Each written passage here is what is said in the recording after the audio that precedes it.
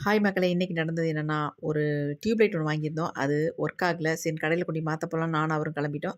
கிளம்பி போயிட்டு வர வழியில பார்த்தா மார்க்கெட்லாம் ஃப்ரீயா இருந்துச்சு. சரி இன்னைக்கே காய்கறிலாம் வாங்கிடலாம் அப்டின்ட்டு நானும் அவரும் வாங்கிட்டோம். அப்படியே எனக்கு ஒரு வாக்கிங் ஷூ ஒண்ணு வாங்கி குடுத்தாங்க. அதையும் வாங்கிட்டு நேரா வீட்டுக்கு வந்தாச்சுங்க.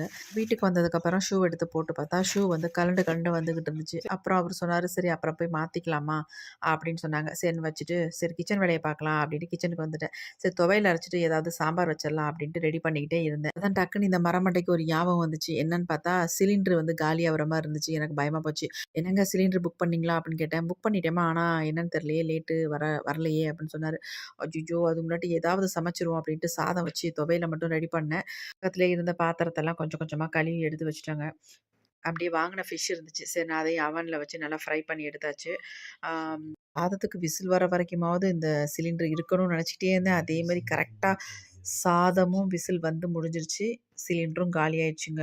சட்னியும் அரைச்சு முடிச்சுட்டேன். சரின்ட்டு என்ன பண்ணோம், அதே ரைஸ்ல கொஞ்சமா துவையல் வச்சு, ஆளுக்கு 2 ஃபிஷ் வச்சு சாப்பிட்டு முடிச்சுட்டோம். வேற வழியே இல்ல. சரி மதியம் 3 மணி ஆயிடுச்சு. டீ போடலாம். என்ன பண்றதுன்னே தெரியல அப்படின்னு பார்த்தோம். சிலிண்டர் ஆன் பண்ணி பார்த்தா சுத்தமா எரியல. சரின்ட்டு வீட்ல இருந்த கெட்டில்லயாவது டீ போடலாம் அப்படின்ட்டு ட்ரை பண்ணோம் நானும் அப்பவும். கெட்டில ஆன் பண்ணி டீய போடலான்னு பாலெல்லாம் ஊத்திட்டோம். ஃபுல்லா பால ஊத்தி கெட்டில ஆன் பண்ணியாச்சு.